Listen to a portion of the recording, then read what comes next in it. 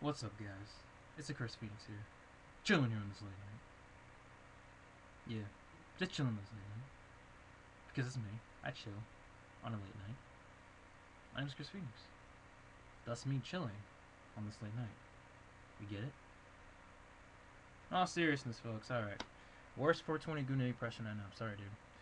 But anyway. Okay, guys. So, as you guys know, Raw. Well, this was a go-home show for Raw. And overall, I know people are gonna got mixed reviews of it. People are like, "Oh, it sucked. Oh, it was good. Oh, it sucked. It was good. It was boring. It was entertaining. It was boring. It was entertaining." It was like, one of those sort of things. But honestly, I thought it was all right. An okay Raw. The go home show was it fit for a go home show? I preferred last year's go home show rather than this year's, but I thought it was okay. It was okay. I'm not gonna say it was the best ever, obviously not, but bear with me. All right, there we go. So first, and honestly, there were some things that on the show that I kind of sat there going, all right, that's pretty cool. I understand it. I kind of liked it. Then there were times I sat there going, what the hell? You know what I mean? So like for example, what the hell moment right here. Randy Orton and Sheamus versus Kane and Daniel Bryan. Now, usually I'd say, okay, this is not a what the hell moment because this makes sense. This is good. This is entertaining. And it would be a good, entertaining match. I understand that. However, and this is a big however, you're giving away a free pay-per-view match, on television. A free pay-per-view match. Because you have Kane versus Orton at WrestleMania, and of course you got Sheamus versus Daniel Bryan for the world title. Whatever happened in the feuds of, I just kind of miss the feuds at times that so and so, especially if it was like a championship or something big was on the line, when someone didn't touch the other person until a pay per view. Like you remember back in the day when it was like God and Stone Cold Steve Austin, they couldn't touch each other till like No Way Out. I miss those things because it kind of was like, oh, you kind of want them to fight, but it was like a tease.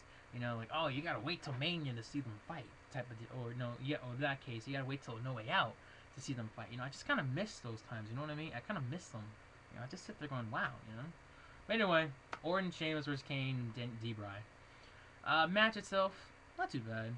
Not too bad of a match. Went a little longer than I expected. The ending was kind of like, I understand it from kind of, I guess you could say a business standpoint, because Daniel Bryan's looked weak, and honestly, I guess you could say the way he won, yeah, Daniel Bryan, Kane won, just in case you don't know, via Kane chokeslamming Sheamus, and then literally Daniel Bryan Daniel Bryan pinned Sheamus within like 2 seconds afterwards, and then gets the win. And I'm probably saying, oh, why the hell does Daniel Bryan win? And but at the same time, it kind of makes Daniel Bryan maybe like brag or something. Basically saying, "Oh, I've beaten Sheamus." Even though yes, he needed help from Kane, but he could say, "Oh, I've beaten Sheamus. I beat my challenger. I should have no problem at WrestleMania." That's that sort of thing. So yeah. Honestly, yeah. Okay, then we had Michael Cole in the middle of the ring cutting a promo. He's wearing a John Lee. That's right. They had a Team Leonidas shirt, you guys. Team Leonidas shirts and Team Tay Long shirts. I'll get to that later in the night. But anyway, then we had afterwards we had freaking David Otunga versus Santino Marella. Now here's the problem I have. First, there's two things here. First off, I sometimes forget Santino Marella is even the United States champion, and that's sad. Honestly, like even when Zack Ryder was United States champion, like, oh yeah, I remember Zack Ryder was United States champion. You know, oh yeah, I remember Dolph Ziggler when he's United States champion. But it's things like, oh, this like the United States title and like the tag titles is something at times I forget. Like sometimes I forget that not the Usos, the Epico and Primo are the tag team champions. But you know why? I sometimes forget that because a normal casual fan would. Thank God I watch like Superstars and shit because otherwise I would forget definitely like nonstop because WWE does not promote the tag team champions. They don't promote the United States title, that sort of thing. So it's kind of sad, I know, but I guess it is what it is, guys. So anyway, we had the Santino versus David Otunga. Is like what the 10th time they're facing each other. Eesh. Anyway, the match happens. It's not really that long of a match. The match is like 3 minutes long. Otunga's trying to hit. Hornswoggle came out with the Teddy Long. Yeah, guys, they had flags. Freaking Teddy Long flag. And they had and then Leonidas flag. Well, Hornswoggle originally had a Teddy Long flag. Otunga took it. He's trying to swing like freaking Albert Pujols with it. And then Santino catches him, hits the Cobra. Santino wins.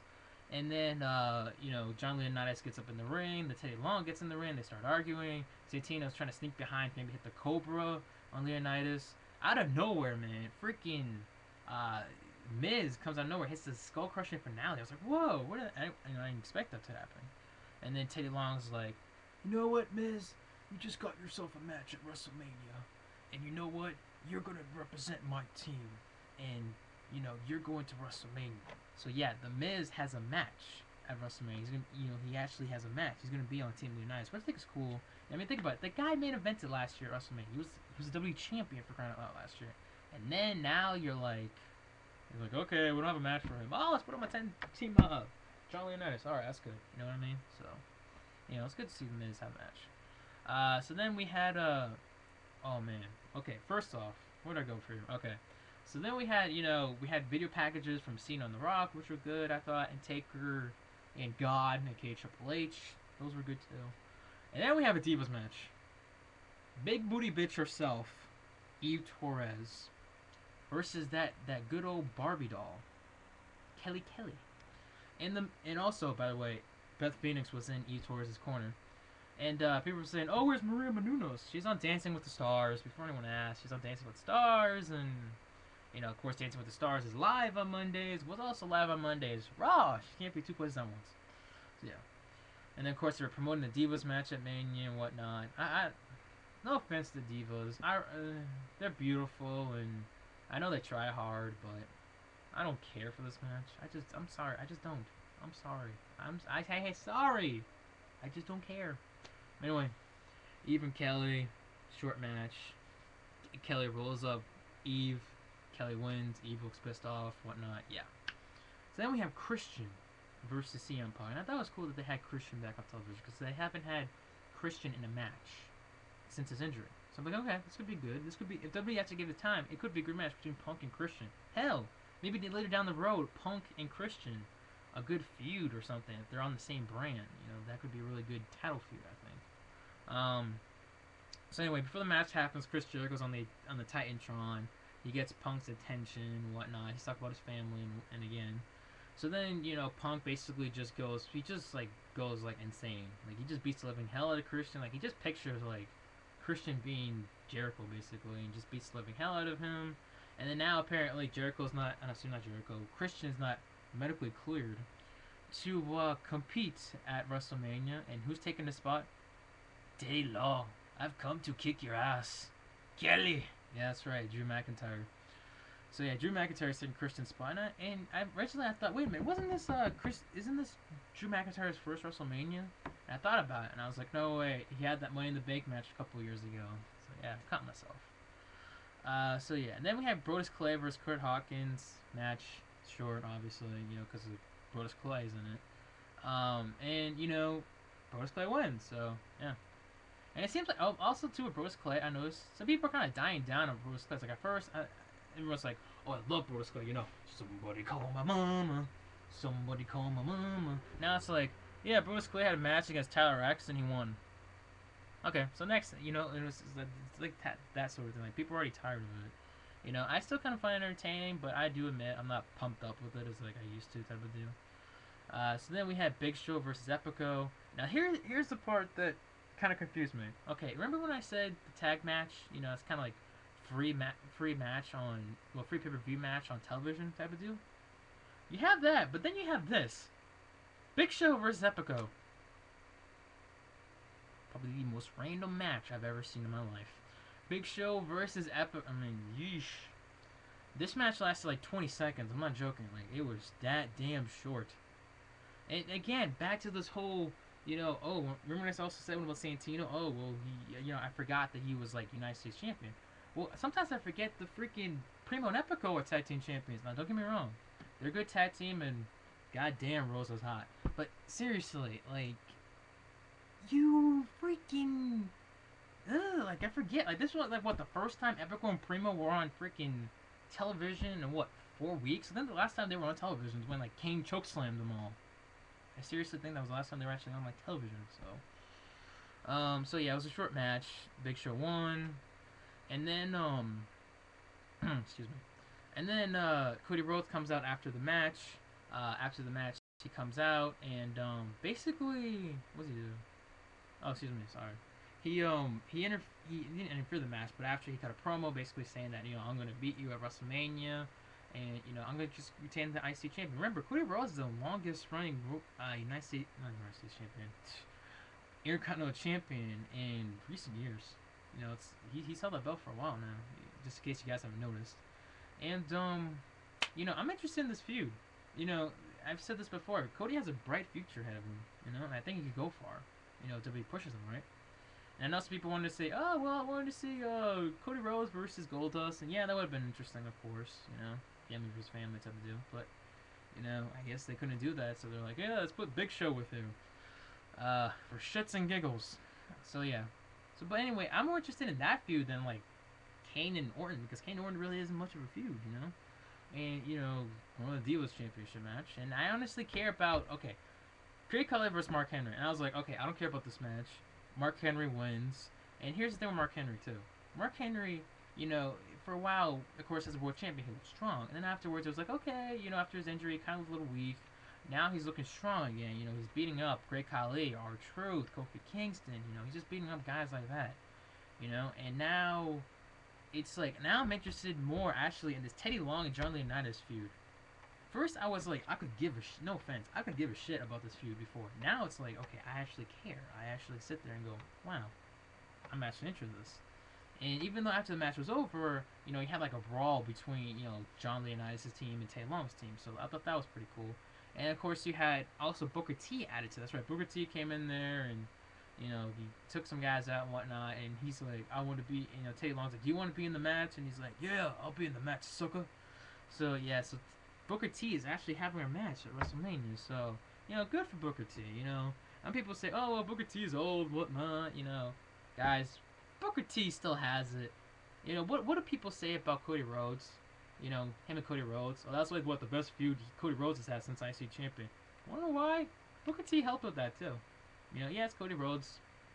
Bright young kid, he's got it. Booker T still has it in the ring, guys. So, it's cool to see Teddy Long and Mark Henry in there. And not Mark Henry, Booker T. And someone made a joke about it, not being racist. But notice it's an ethnic group, like, except for, like, Zack Ryder, versus, Team Leonidas, which is mainly Caucasians, except for Mark Henry. That's kind of interesting. And also, by the way, I almost forgot this. We had a backstage segment in the night. Remember, we had, Nikki Bella, I guess she was wearing a Team Teddy Long shirt, and then Brie Bella was wearing a Team Leonidas shirt. And, of course, Zack Ryder was on Team Teddy Long, so he just, like, walked by type of deal. By the way, the Bella Twins, they did look good. And speaking of look good, who looks good to me? Big booty bitch, Eve Torres herself, tapped Zack Ryder's shoulder. And they were just talking about, oh, look, what hotel room we're going to be in. Zack Ryder's like, oh, all us guys are going to be in the same hotel room. Because that doesn't sound gay. And then freaking Eve Torres is like, oh, yeah, well, we can celebrate after WrestleMania because Zack Ryder's trying to kiss her. And then she's like, yeah, we can celebrate after WrestleMania. And then Zack's like, uh-huh. I'm telling you, she looks good to me. So, yeah, in the main event, we had God. No, I'm just kidding. Surprisingly, we have God tonight. And then we did have another Rock and Cena promo. Now, I'm probably saying, oh, Rock and Cena promo. Who gives a shit? I'm shutting this video off. Believe it or not, this Rock and Cena promo was actually my favorite one. It just seems like there was just more interesting to it. Like, it just got my attention more. Now, usually, as you guys know, it's usually about, like, oh, well, John Cena doesn't have any testicles, and, oh, you have balls, and, oh, you left the company. Oh, you're Fruity Pebbles. I stayed. Type of deal. But this was like, alright, because, and this is the part, actually, okay, this promo was good, except for one thing that kind of bothered me, what John Cena said to The Rock. It wasn't just the whole, doesn't matter what you think. I thought that was kind of corny, stealing The Rock's catchphrase. But, let's face it, he's not the first person to steal The Rock's catchphrase. But just the fact of, okay,